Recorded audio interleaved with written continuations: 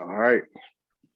What's up, everybody? Welcome to another episode of the Burn One Podcast. You got your boy Rodney in here. You got your boy Too Bleezy in this thing. And we got a very special guest with us today via Zoom. Yeah. We got Dat Boy Play. Yeah, sir. What's happening? What's happening, man? We appreciate you coming through and talking to us. Yeah, no problem, man. No problem. Yeah, man. So just to jump right into it, like just straight off looking at your Instagram, you active and you are out. Like you've been outside through the pandemic. Yeah. So you do promotion and like kind of like club promotion. How did you get into that? I pretty much started with I was doing hostings at first. I was like the guy on the mic that pretty much like got the club hyped throughout the night. And as I started getting popular, I started noticing that the promoters was making more money off of me than I was getting paid. So I was bringing all the people. So I started figuring out, man, I could throw my own shows. So I started doing it like that. Okay. So like you based out of Texas, right? Yeah, I'm originally from Tennessee. I'm from Clarksville, but I moved to Texas.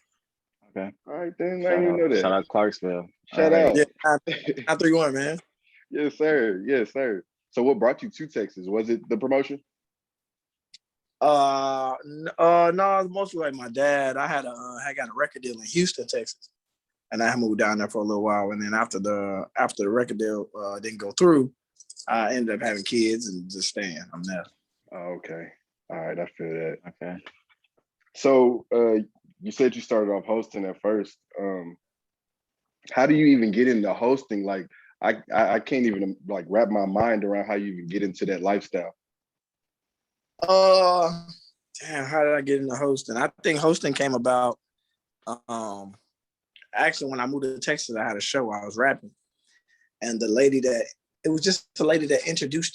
introduced me to come out to rap. And it was just more like she didn't have no enthusiasm, it's like she didn't even want to announce me. and it didn't get the crowd to engage with me. So when I started rapping, they kind of just started going to the bar and shit. So I'm like, bro, there has to be a position of somebody that can do something about that. Like somebody that can get the crowd hyped before somebody rap. You know what I'm saying? So to me, I feel like I made it up. Like, I don't think it was, I never remember seeing anybody that does anything like that. I remember Hype Man, you know what I'm saying, that come out with the artists. Yeah.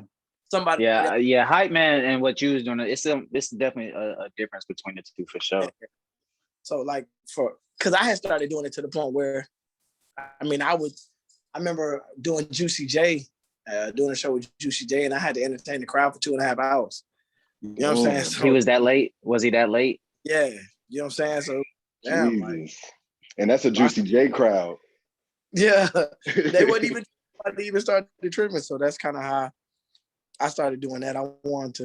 There had to be something we could do. So I started doing it for friends, and the next thing you know, I was getting booked.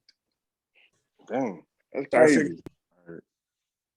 So, okay, so once you got into hosting and then into promotion, what would you say was like your biggest step toward being even more successful as a promoter? Like, what was your big promotion? As in like my biggest show, or what was my biggest stepping stone? Or like your biggest show. Like your biggest show that put you on like that. I think it was more of like a lot of little shows all together. I think it's mostly like a lot of little shows. I think now, after all these years, I'm starting to really throw my big concerts now. I think it took me some years to get to where I'm at now, but there was a club called Ice Lounge. I think that really put me on. That's down in Houston? Nah, it's in San Antonio. It's a club called Ice Lounge. But yeah, that one really gave me. I was throwing shows like back to back, like every 2 weeks, and they was packed. So it was like people was like, "Yo," I was bringing like weird people, and it would still work. Like I think one time I brought I think the weirdest show I ever brought, people like talked about me online. I had brought Silk the Shocker, and everybody was online like, "Why would you even do that?" But I felt like growing up he had fans, regardless of what anybody say. He had fans, and at the time when I never been to Texas before in his whole career. So he had to have somebody left that wanted to see him, bro. And sure Silk the enough, Shocker got a name like that. People want to hear Silk. Yeah, hell yeah. 100 people showed up, so somebody liked him. Right. That's Silk the Shocker. Hey. Right. Well, niggas always gonna try and find a way to hate though. Right. Yeah. So okay, so being in San Antonio, like with the promotions and everything, I went through your page. I mean, I've been following you for a while, so I see you do shows with the big names and everything like that, Stunnerful Vegas's and everybody. You go July, like, Lil Durk coming up. oh yeah, and the show with Lil Durk, that's huge. Yeah. So well, when is that? For like, just let's go ahead and get that out the way. When is the show with Lil Durk? July 4th. Okay, going up. Where at? It's at Sunset Station in San Antonio, Texas. July 4th, man. PWK. Going up on that. So how do you like get in? How do you run into Lil Durk and be like, "Hey, man, I need you for this show," type deal? I kind of throughout all the years, like I had started keeping like getting DJs numbers, getting managers numbers, getting people's numbers, and just kind of having them ready for when I needed them. So it was kind of easy actually. I just made a couple phone calls, and next thing I know, I had talked to one of his best friends, like his like partner, which got me in touch with his manager and got him. Just took me like 2 days. Oh, that's what's up. That's what's up. Yeah. So how long have you been doing to be making those type of connections? Like as far as just connecting with DJs and stuff like that, because I know that's where it starts at. Yeah.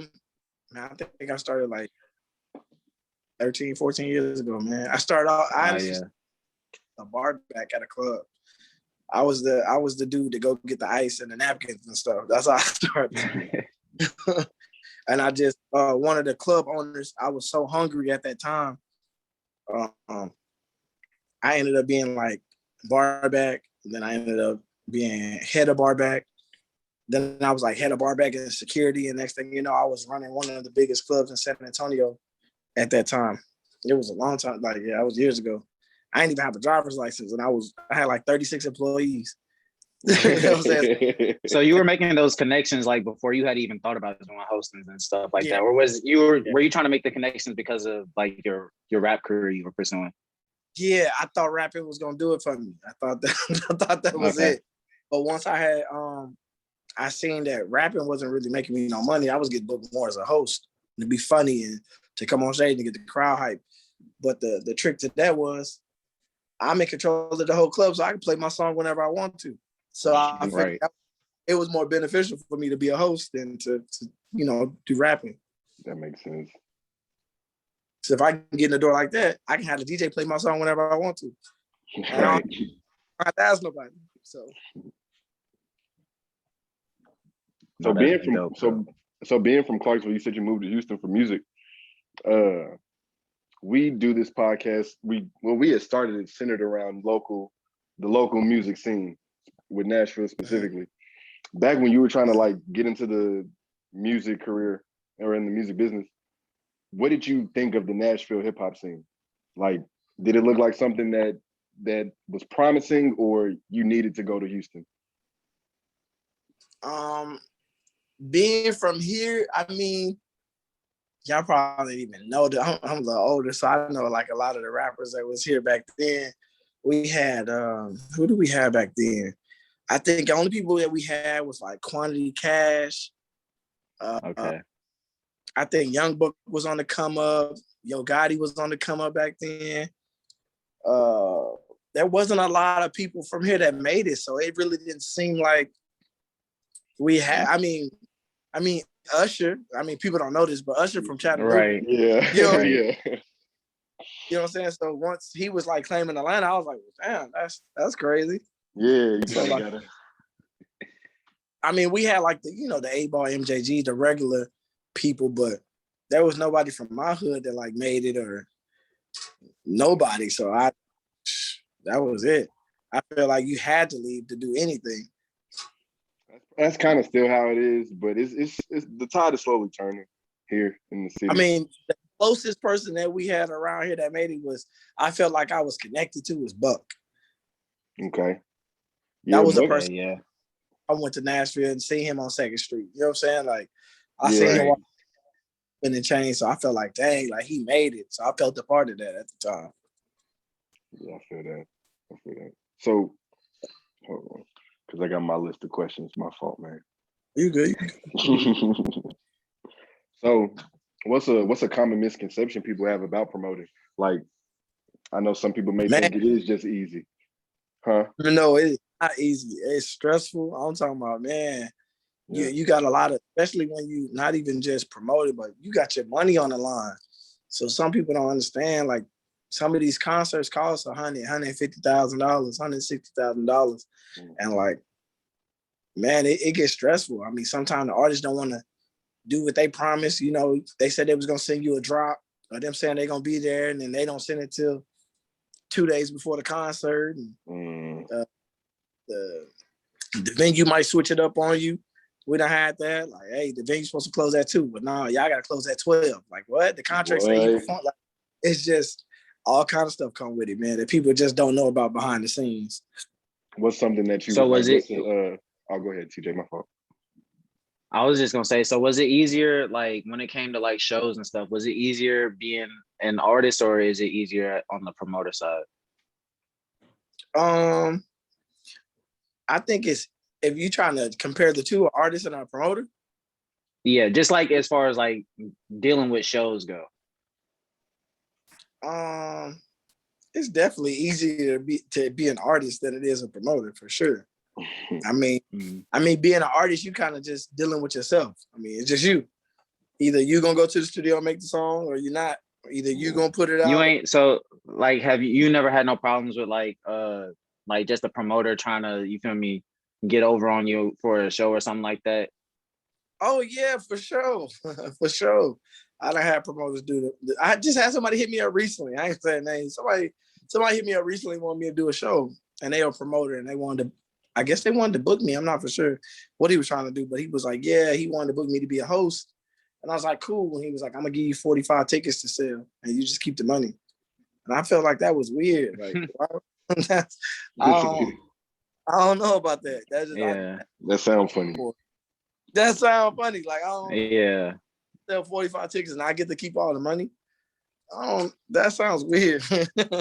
Is promoting something you could get an apprentice in? Like, has anybody ever come to you trying to kind of work under you? Yeah, I've had that before. It's kind of hard to. I mean, I guess I could show somebody the ropes, but at the same time, you got to kind of have a following. You got to put that work in. I mean, I could teach you everything, and it still might not work for you. Sometimes it works for people, sometimes it don't. That makes sense. So popularity and quote unquote clout goes a long way within the promotion.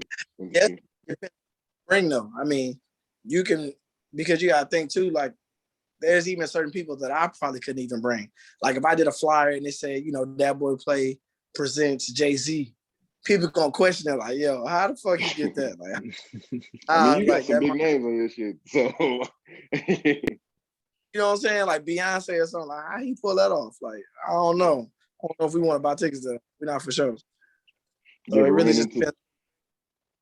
You ever ran into, like, I know you said you had the promoter that had asked you for the 45 tickets or whatever, but you ever ran into like you don't gotta say no names, but like just an artist or a promoter or a manager that was just being absolutely difficult?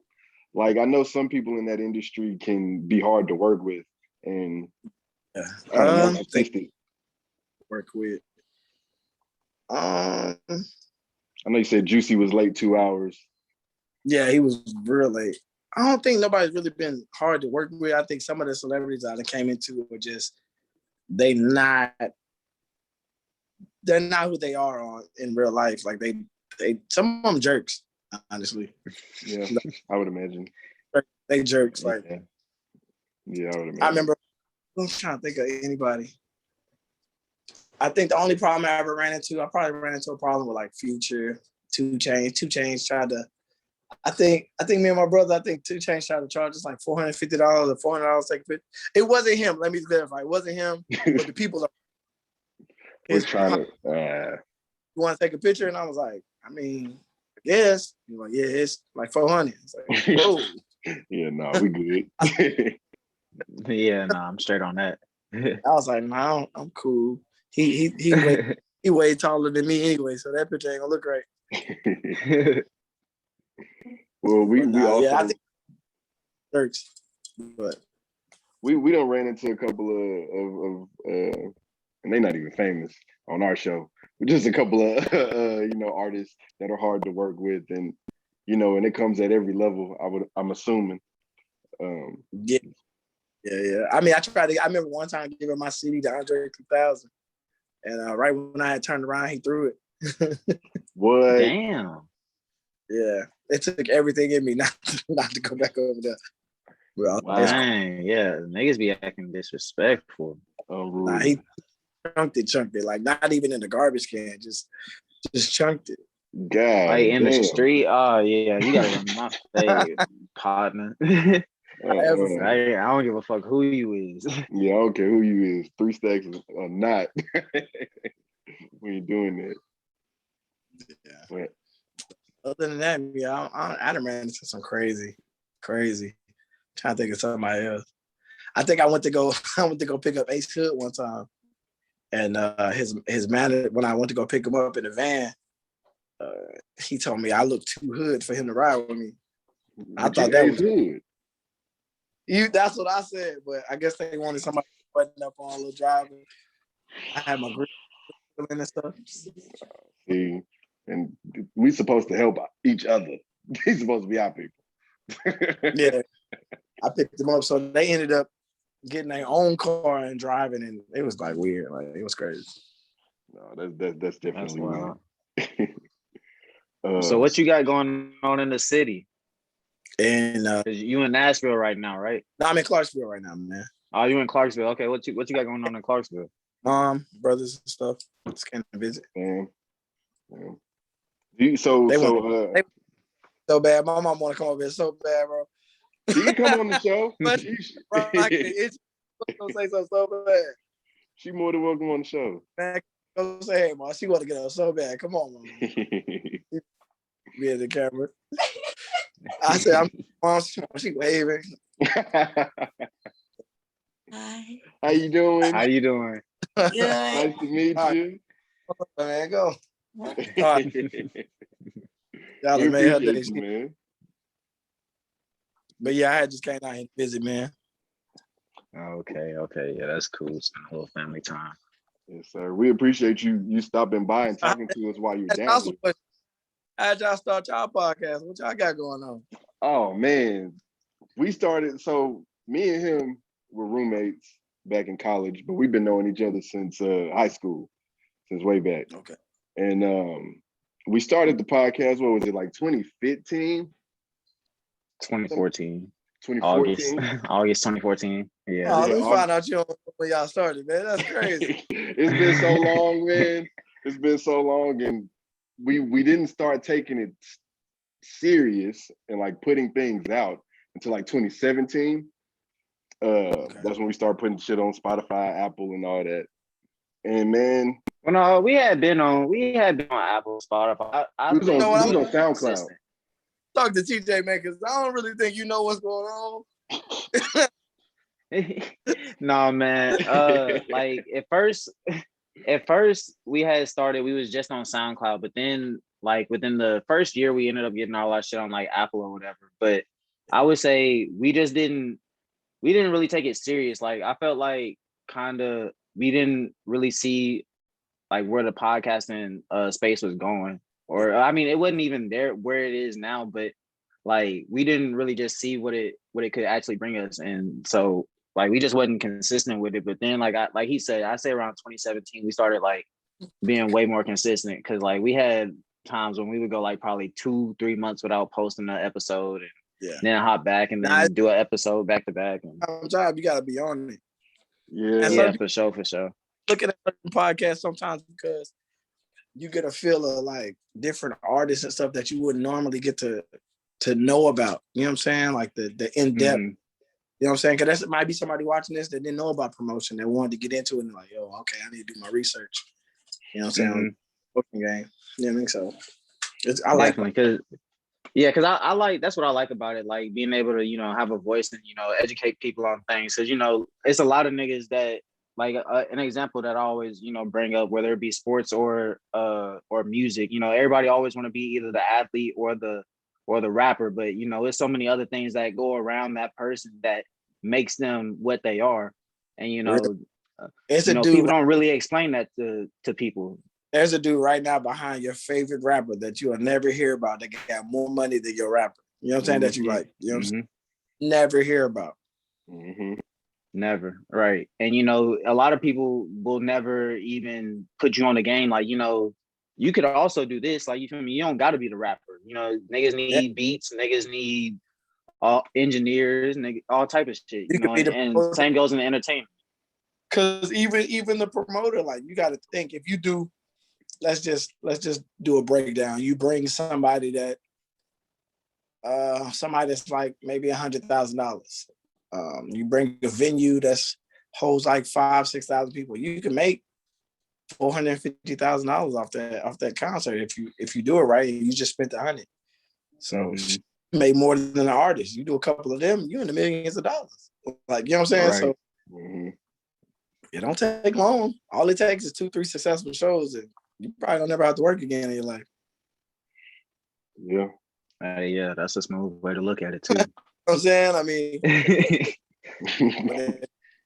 you just gotta pick your artist right. I mean, and at the right time. Because I mean, anything can happen. You see with Pooh Shiesty, right after we booked Pooh Shiesty, he doing some crazy shit.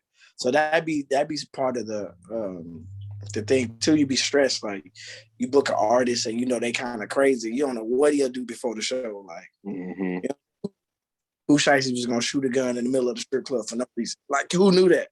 But you know how many booked him?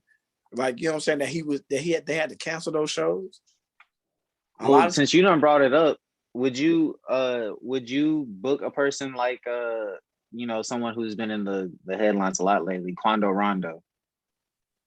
For our market, or it don't have to be specifically him, but like someone in that situation. Okay, I give you a prime example. We had me and my promotional company that I work with, me and two of my friends, PWK. 6ix9ine had crossed our desk. I got a phone call. Somebody called my phone and was, hey, would you like to be involved in this 6ix9ine situation? And I'm not gonna lie to you, it was a very profitable situation, but it was like, man, like, yeah, I don't know, like that's touchy, like, yeah, because I'm sure with that, like, you got to think about like your reputation is on the line as well. We're bringing someone like that, yeah. But it's like, bro, he packing out shows, bro. Like, nobody care about. I've seen. Yeah, I've seen. You gotta think San Antonio's where all that stuff popped off at. You know what I'm saying? So yeah. It slick was. Now that you say that, yeah, I do remember that. He was even with the OGs out there. Yeah, I remember that. Where it popped off at, and that could really stir up a lot of stuff, man. So I was like, I don't really think that's something we should. I mean, dang, it was very, very, very profitable situation, but I was like, nah, we got to pass on that. Yeah, Quando, I don't really think his is as serious as 6ix9ine, but I still think it'll be some problems. But I'll probably have to pass. Okay. So, like, in situations like that, if like you were to bring an artist to a club or a venue, and say something does happen, we not hoping that anything does, but like, if something does happen, does like that fall back on you? Do like the owner of the club come to you to handle that issue? Or I'm a promoter, man. You do it like the legal way.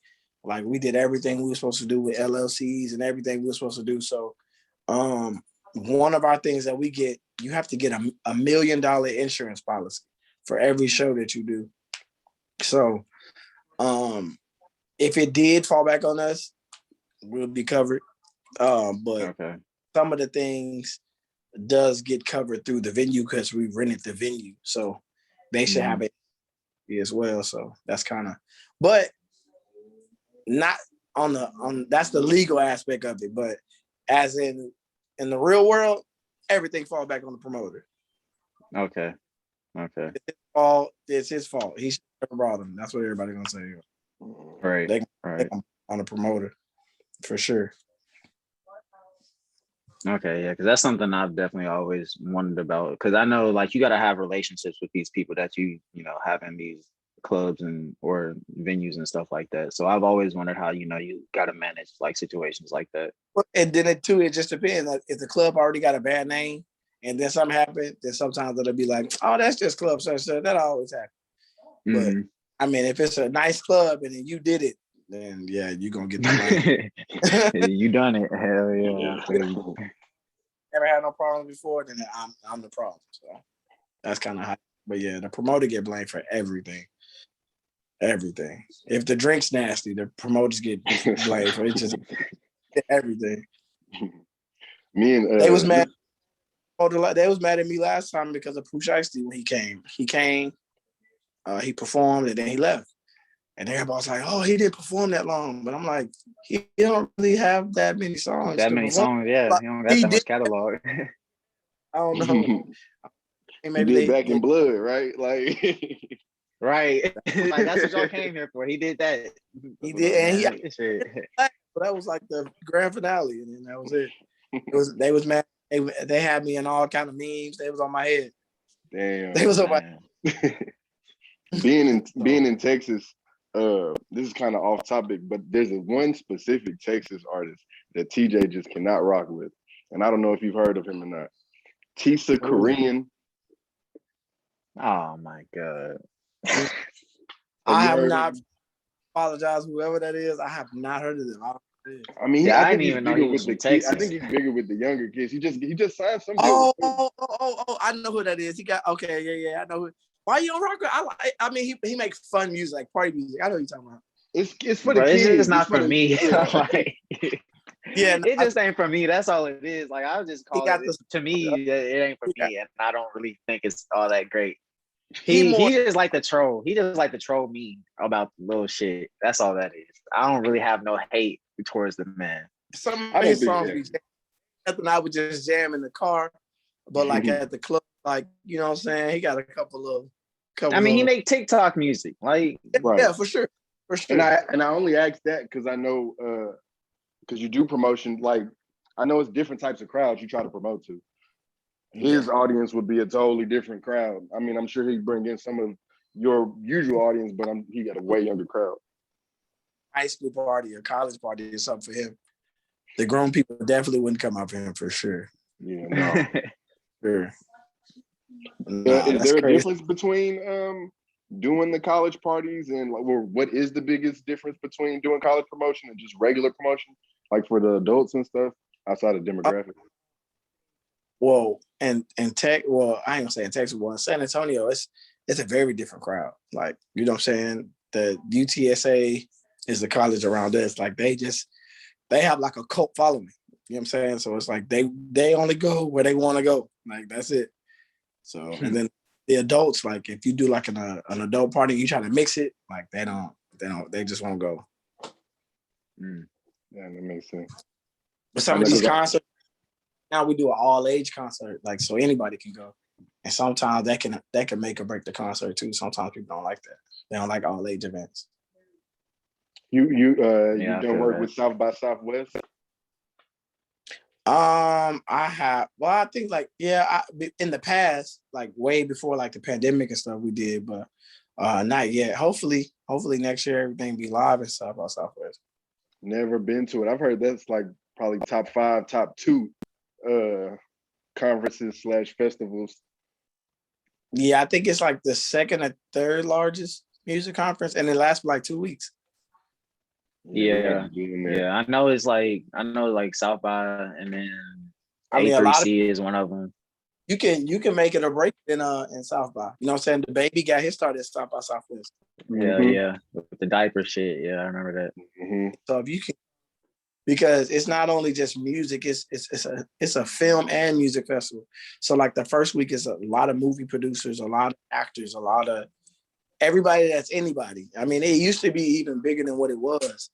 I mean, for the past couple of years, it kind of died down a little bit. But at one point, I mean, I remember going to South by Southwest and Jay-Z and Kanye was walking down, you know what I'm saying, the street. Like it was crazy. Like, you know what I'm saying? Beyonce was there. Like, I'll give you an example. How y'all have, what is the Second Street down there in Nashville, where all the bars and clubs Broadway and Second, yeah. Second. So in Austin, they have something called, what is it, Sixth Street? Same exact thing. And that's where they be walking celebrities. It's down there just like that. Okay.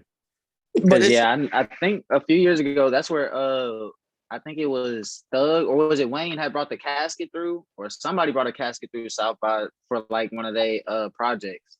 And if you can, oh yeah, I think Kodak Black did something like that. Kodak did something like that. A lot of artists, if you could do something, because it's hundreds of thousands of people out there. Like you go out there enough promotional material, or you come up with a good enough gimmick or something out there, you can win everybody over. It's gonna promote itself. Hell yeah. Everybody filming, everybody gonna post it. It's gonna go crazy. So South by Southwest is something I think everybody should experience and go down. Like, especially y'all doing a podcast, I would definitely go down there. Especially when you can do podcast. Now you can do it on your phone. Like hell yeah. Yeah. I don't know. Just get an interview. You know what I'm saying? Shit, I think we was looking into going to South by like a few years ago, and then shit, I know last year I was definitely trying to go, but then the pandemic hit and all that shit, because I was trying to get tickets to South by and A3C. Yeah, okay. You just passed, right? Yeah. Well, after after we get off, I'm gonna hit you and I'm gonna give you away. I can get you some celebrities on your podcast, man. Oh, say less. We appreciate it. We appreciate it. I know it's you got all kinds of shit going on, but you're with your family right now, so we're not gonna hold you too long. But, no, you good? You good? We good. My mama, she's so happy right now. I'm just proud. Here she come. Here she come. No, here she come. No. Yeah. No, I'm just proud of him. That's all. I'm really proud. As you should. Started. As you should, right? As you should. Yes. Yeah, he won't tell y'all the story how he really got started. In the closet. Here she go, man. Uh-oh. Do mama got a story for us? Just said it. Do mama got a story for us? It's book and everything, man. I'm yelling. What you get into this past weekend for Father's Day? I was actually booked, man. I was everywhere, man. I had some shows out of town that Friday, Saturday, and I left to come here on Sunday for Father's Day. So I made it here for Father's Day. Okay. All right. I had Erica Banks. She got that song Busted. Oh, yeah. Erica. All right. Banks, man. I got booked for that. So we me and my DJ be doing a lot of shows. His name Wild Style. So we got something called the Play and Wild Style show. So it's like an experience, man. He DJ and then I MC and I do my jokes. I do my little stuff that I do. So we be getting booked a lot to do that. So that helped us book getting popular like that too. Oh, that's hard. Y'all still do that? Yeah. We even though we throw our own shows, we still get booked to do our parties too. That's fire. Like, so do y'all go from? I know y'all go everywhere with your parties. Like, do you do separate tours with the promotions? Yeah. They be trying to get us sometimes. They'll book him without me and me without him. They don't want to pay that fee. So they try to do it. We ain't gonna let no money go away. So we do it. Know everything opening back up. I'm sure your schedule is going crazy now. Yeah, man. Well, since we started, one of our new slogans was we got tired of waiting on people to book us, so we started booking ourselves. So that was one of the reasons why we started doing a promotional company that we have now. It's called PWK. We just started bringing a lot of bigger shows to the city because for a minute, like, there was no concerts coming. Like, they just stopped. Even before the pandemic, like, we had just stopped. So once everything opened back up, we was like, man, we're gonna have the first hit on it. Let's do it. Has it been difficult, like, kind of like working with those protocols and stuff like that? Like, I know people still do the COVID stuff. We outside in Texas. They're outside. It's okay, outside. yeah. ain't doing no tripping in Texas. Hey, no, yeah, we feel you. Hey, Tennessee outside too. Tennessee been outside like a yeah. motherfucker. When we got here, my girl kept saying, "Oh man, I gotta put on my mask." Like, nah, ain't no mask. We just go inside. Yeah, they don't care no more. Yeah, they don't Texas, care at all. Texas was out. I don't think Texas ever went inside. Texas stayed outside. Nah, for a little while they had us scared for a minute, and then once people started getting a little money, all that money started building up. Like we can go outside. He was on unemployment for like a year, man. Couldn't spend no money. How you gonna tell me to stay at the house and you just gonna give me unemployment? I gotta go outside. Right. Not only PPPs, it was going down. Hey, there was money out here. I don't know if the PPP epidemic happened down here. I ain't really seen nothing. Yeah. Okay, everybody got their 10 bands then. Okay. Right. We gonna leave that where it's at. Well, that motherfucker hit Texas by storm, bro. Man, yeah. Crazy. Yeah. They hit a few places. Like that I never seen. Oh man. Yeah, I don't want to talk about that. Hey. Uh-oh. Yeah, we good though. We good on the PPPs.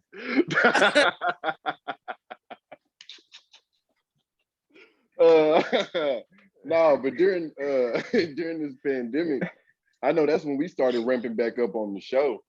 Cause hell, we was at the house and we were just like, there's no reason why we shouldn't be consistent with this, and everything is stopped. You know what I'm saying? So that really pushed us to keep going and start staying consistent. And then we just started putting our stuff out on YouTube. Okay, yeah. Texas real. They sitting them fast too. If you're doing what you're supposed to be doing, yeah. They send them hoes fast. TikTok too. TikTok, one of my partners did a couple of viral videos, man, on TikTok, and he got a message. The next thing you know, they told him, man, this credit card, they was sending money. You getting paid to be on TikTok, and they did that. He ain't. See, you probably like the third or fourth person to tell us to go on TikTok, but you're the first one that said they make money on TikTok. I ain't never heard that. That's crazy. Damn, I look for them. They come find you. Yo, appreciate that. All right, say less. We finna have to hop on the TikTok wave. I mean, just do some videos, man. Like, do some funny videos and just incorporate your, y'all show name and just have a TikTok for it, man. You just never. All it takes is one video, bro, for you to be famous. All it takes. You know what I'm saying? Yeah, that's definitely right. I done had a few videos go viral throughout the years. Like, it's money, man. You could definitely make it. I had one of my videos on World Star one time, hit like, I think it's like 4 or 5 million views. You know what I'm saying? Like, different stuff. I done had a couple of videos go viral on Facebook, 1 million views, 2 million views. Like, that definitely hit you up, man. Definitely money to be made everywhere. Don't limit yourself just to the podcast. You know what I'm saying? If y'all got to be funny, then be funny on TikTok, be funny on Facebook. Yeah. It'll all circle around and come back. You know what I'm saying? Even if you're podcast, at the same time, y'all promoters. You promote your show. Yeah. That's facts. Yeah. Hey man, don't limit yourself to just a podcast. No, yeah, because definitely, like, I always just looked at TikTok as some little kid shit, but like now, like he said, you've been like for sure at least the third or fourth person to come and say something to us about TikTok. And like I'm just starting to realize more. It's just now how people look, how they go to get their information now. Yeah, it's all social media because different places, different things. Like I know when I went to I was in like New York and stuff like that. And I was telling, hey man, follow me on Facebook. They laughing at me like, yo, we don't do that around here, man. I'll follow your Instagram. But when you go to San Antonio and Texas, like Facebook they still use it like a lot. Like it's very popular. And so it's just, you never know your demographic. Like you got to figure it out. Like there might be in your demographic, TikTok might be jumping and you don't even know. So you can post one of your first or hey y'all check out my podcast and they go viral just on your TikTok and people are getting that information, you know what I'm saying? Because now TikTok is with Instagram, so when you scroll and you still seeing TikTok regardless. Yeah, right, with the little reels or whatever that they got. Mm-hmm. So you might as well integrate. Might as well got to get with the times. You on? Yeah, that's facts for sure. Are you on Clubhouse? Throughout the pandemic, man, I did get on Clubhouse for a little bit. It just got a little overwhelming, man. It was very much so. People was taking it too far. Like, yeah, it was a lot. I don't even know how to say it without being. It was a lot of lames on there that got cool, and they really lame, and it was just like some real lames. Some real lames. Popular Clubhouse, man, and it just took. I feel like it took from it. It took from it from what it was supposed to be and what it was. Yeah, because what it started off as. I feel the really same creative. way. It was a very creative platform, very creative, and I was able to, by me knowing a few celebrities here and there, I was able to get in some rooms, that normal people couldn't get in, and it was cool. But then, people started coming in and stealing the rooms, and it was crazy. Started beefing and stuff. Motherfuckers trying to get their clout up off Clubhouse. Right, and then people was arguing on it. I mean, I was in the room when Meek Mill and them was all down there arguing and all that. Oh yeah, I was in there. Yeah, that shit was crazy. But it was cool to be able to interact with certain artists and being able to actually talk to them and get a feel of who they were. But I feel like Clubhouse really hurt a lot of artists too, because people found out they wasn't who they say they was, or who they say they was. Hearing them talk like, yo, he talk like that? Like, I don't fuck with that. Or like this, he really think this, like, oh, this, he's a bozo. Me as, I don't see myself as a celebrity, but I try not to put my views out there. Like, I try not to do that, like, because people they'll always remember that. Mm-hmm. So I stick to, unless you like Charlamagne the God, then it don't matter. You can just say anything. Yeah, I really wish Clubhouse wouldn't have went downhill, because the way we got on, we know this girl's manager, and he invited me on, then I ended up inviting TJ on, and just the concept of it seemed really, really cool, because it was only people in the industry still. There's still a lot of people on there. So, I mean, it's just, man. Yeah, you just got to weed out the BS. Yeah, you got to know. Yeah, I've been off that app for months now. I can't. Yeah. I still downloaded it, man. I was like, I ain't gonna delete it just yet, just in case. But yeah, I feel like it might make a little comeback, but definitely it's changed so much from what it was when everybody was so hype about it. I don't know that it'll ever be what it was again. And now you got all these other platforms trying to steal it and steal the idea and all that. So more hype because everybody, it wasn't something that you can just download and get on. Like, you had to be invited. It was almost like a secret. I seen people selling sites, like they were selling. I made it. That's what made it good. Because if you had it and somebody else didn't have it, they wanted it so bad. Like, why can I not? That was love.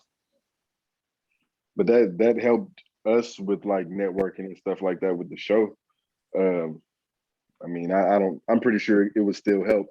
But back then, when it was only those few people on there, it was easier to connect with people. Now you got to go through everybody's channel in every room to make sure they don't know bullshit or anything like that.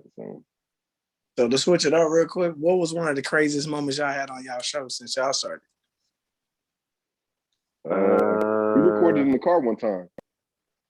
Randomly got the interviews. I ain't gonna lie. Yeah, what he just said. One time I was having some car issues, and we was on the way to go record, and my car was overheating, and ended up going out to eat downtown, trying to let the car cool off for a little minute.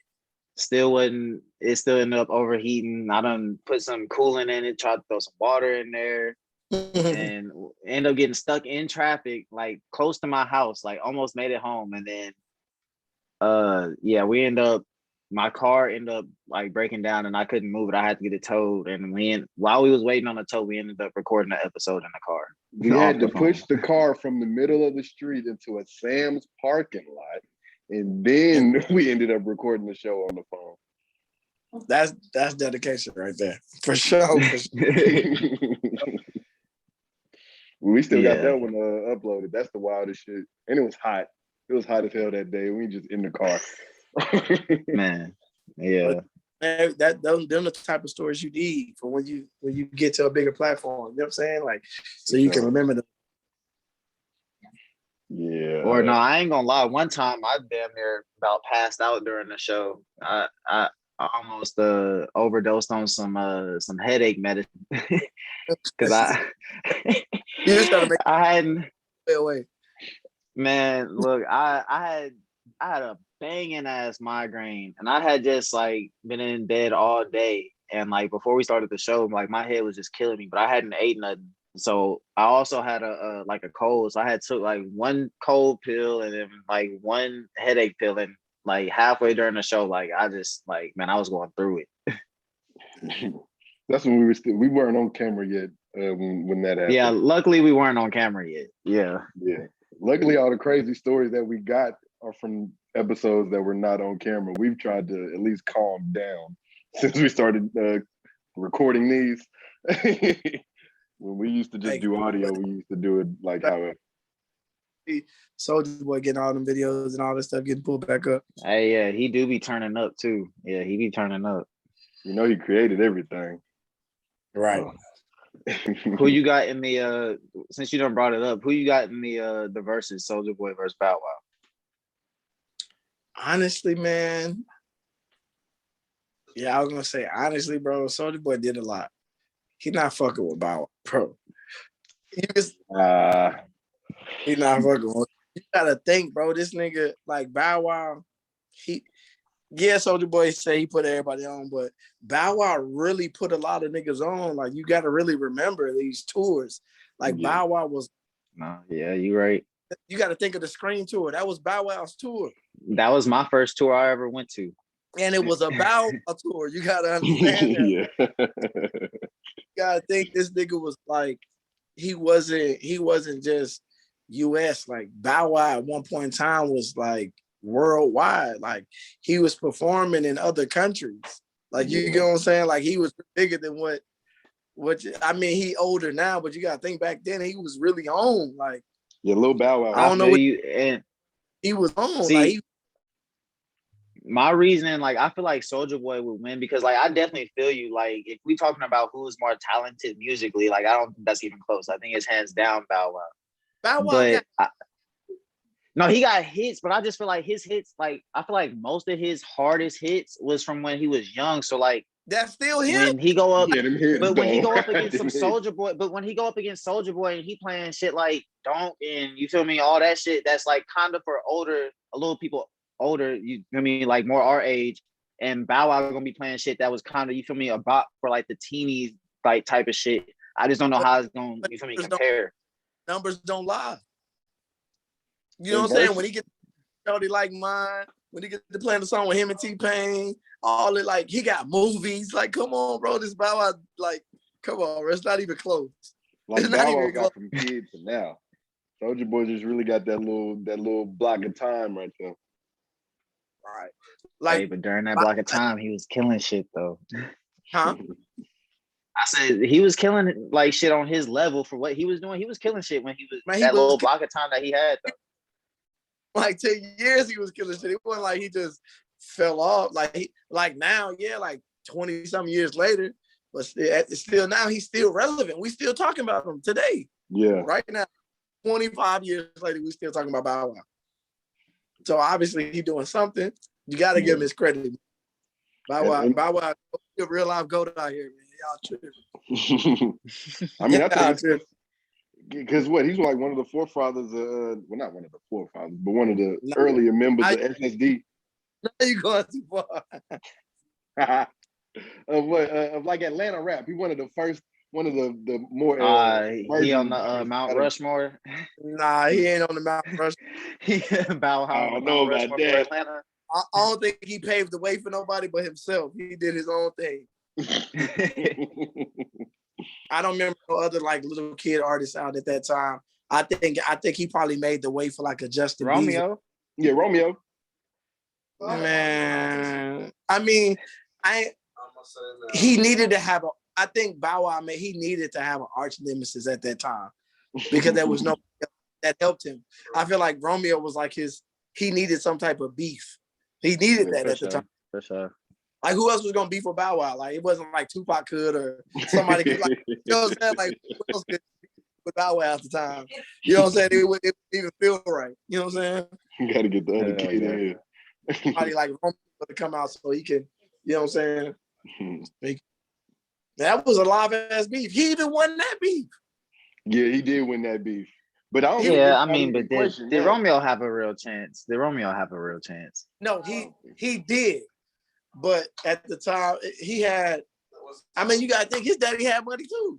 So I think if they would have played it right, he could actually won. But at that time, Romeo wasn't really dropping no hits. So it was over with for Romeo by that time.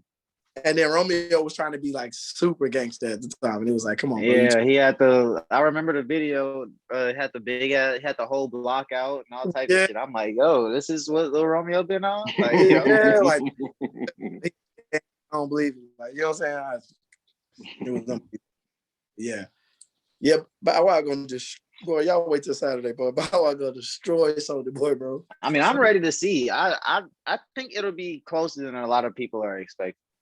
I think it'll be a lot closer than people are expecting. Soulja Boy only had maybe like. He came out 15. He was 15 with that. I give Soulja Boy 5 or 6 songs tops. Certified hits, if that. But it depends on what it go up against. But man, I think this nigga Bow Wow catalog is long, bro. Yes, he has music with everybody. Jacket Edge. Right, bro. How many? Yeah, you're right. Yeah. You go see, bro. His catalog long. His catalog long. Maybe I'm just sleeping on Bow Wow, man. Maybe you sleeping on Bow Wow. Yeah, I'm gonna text your phone Saturday. Like, hey, hope you ready. let Bow Wow play Fresh as I'm Is. He gonna win that round. Yeah, Fresh as I'm Is. Like, he winning that. You think Fresh as I'm Is an automatic point? What? Yeah, I do. So what's the automatic point for Soulja Boy? Shit, crank that. No. And what else? Dunk wasn't even like for real. Like, I give you crank that. That I don't know what he's gonna play to counter crank that. I don't even know. He has other songs he produced, but that wasn't. Yeah, like I don't know. I don't know, because it also, like he just said, I feel like it also depends on what Soulja Boy gonna do. He could get into his I produced this song bag, or like, you feel me? Soulja Boy he don't have his hand in a lot of shit. Yeah, but because I feel like in the verses you go by how good the song is and how big the song is. That song Basketball, I don't think Soulja Boy has a basketball. You know what I'm saying? Okay. Now I give you that. That's a for sure point. I'll give you that one. That's a for sure point. Yeah. Soulja Boy don't got nothing close to that, and that's not even like big heavy Bow Wow. You know what I'm saying? That's just they still using that song to this day. Like, come on, he's still getting paid off of that. Still getting paid. Yeah, Bounce With Me was a good song, Bow Wow. Bounce With Me. It's better than Craig. You know what I'm saying? I don't know, man. It's like 3 different Bow Wow eras you can go off of, because Bow Wow was on Cash Money for a little bit, and he did shit there. Like he got catalog. All off was when T.I. was writing for him. That's when I didn't fuck with him. No, he fell off. Damn, I didn't even know that happened. Right, I didn't even know that. I didn't even know that was a thing. Yeah, he had that's when all his raps changed. Like, he was rapping, he was spitting. I'm like, yo, but he sound like like out of nowhere he just started hitting. I'm like, yo, just like, hold on now, you wasn't flowing like this. Right. Bow Wow got that. I'm saying like 15-5. Got about like you with Sierra. Come on, bro. Easy. 118 million. Don't stop it, bro. Because after a while, you're gonna get tired of the dance songs. What you got? Crank That, Bird Walk. You got about 4 dance songs that's 3 dance songs not winning. Out of my man, system. he got Kiss Me Through the Phone. He got Speakers Going Hammer, Gucci Bandana. What's the song? Him and Bow. We know what song they gonna end. Marco Polo. Like Mine with Chris Brown. Stop it, bro. Stop it. Don't got no shorty like mine. Let me hold you. Let me hold you. Like, you don't got no. Let me turn my swag on. Soulja got turn my swag on. That's a point. I mean, that's a turn my swag on. Turn my swag on is a point. Okay, boom. Turn my swag on. I'll put Marco Polo against that one. No, they gonna end it on Marco Polo. We all know how that's gonna go. You said they ended They it like gotta end Gucci it and on Jeezy. Yeah, come on now. We know how they doing that. They gonna end on Marco Polo. Bro, they got so many songs, bro. There's so many. Bow Wow got so many. With Jack, he got songs with Jagged Edge. Puppy Love. See, look, he looking at the cheat sheet now. I ain't even prepared all. You looking at the that. cheat sheet Kiss now. me through the phone up. Kiss Like me through the phone up. Puppy Love. Which one you going with that? Me personally, I like Kiss Me Through the Phone better, but I could see Puppy Love. I understand why Puppy Love is winning. I'm not. Look, me personally, I like Kiss Me Through the Phone better. True. Yeah, it's be definitely a good battle. I think it's either way. I think it'll be a good show. Period. I think Soulja Boy gonna make it funny. He gonna be extra. Yeah. Mm-hmm. He gonna be extra. He gonna have his antics. So I feel like that'll also play a part in this. Behind the scenes, they said they got a lot of like celebrities that's gonna come out and perform the songs with them. So that's gonna make it interesting. That's dope. That's dope. Versus doing it right again. Yeah, I don't think Versus really missed. Be crazy. Yeah, we're gonna tune into that. How much we're gonna hear? Because this is still gonna go on IG. I don't know how long IG let you do videos. They're gonna take this. Oh yeah, for a minute. Like shit, I think you can get like up to an hour or some shit. I think on IGTV. I think. I don't know. Don't quote me on that. I mean, we just have to put out 2 different IG videos. If that's the case. Right. Like that was the first thing. 2-hour video, man. Videos. So when do you usually come back to Tennessee? Often. Well, lately I've been coming back. Coming see my mom and stuff since I moved to Texas. Okay. Yeah, man. Whenever you like get back in the city, we got to do this in person. Yeah, for sure. I come down here. Already. But man, we appreciate you coming. Y'all do it in? What's that? Y'all got a studio? Yeah, my studio apartment. Yeah, stuff up there. He said my studio apartment. Studio. He's a fool. So that's where we. No, we working on that though. Yeah, we working on getting a studio though. We doing different workspaces. Usually on the show we smoking and shit. But... Doing podcasts in different places to be live. Like even if y'all was in the car, you know what I'm saying? Like y'all got a little car and y'all pick up who y'all interviewing. That would be dope. That would be dope. See, we've been that, every week when we go in and we record, it's us 2, and then we have 2 other co-hosts, Ethan and Amira. They working right now, but we usually brainstorm every week on new shit we could do and new shit that we could like implement into our channel. And there's so many things since we've gotten all of our equipment and shit. The opportunities is endless with us. So definitely that would be dope. Y'all pick up who y'all interviewing and drive them around the interview. That would be dope. Yeah. That shit would be live as fuck. I'd be down with that. Yeah. I'd be down with that for sure. For sure. Where can the people follow you at on social media? Hey man, Dat Boy play on everything. DATBOYPLAY. Yes, sir. Dat Boy play on Snapchat, Twitter, everything. And don't forget, on July 4th in San Antonio, Lil Durk is gonna be there. Link in my bio on Instagram. Yes, sir. And we're gonna put the link on here too. We got you on that. Yeah. Yes, sir. Make sure y'all follow us at Burn One Podcast if you're not already watching on IGTV. TJ.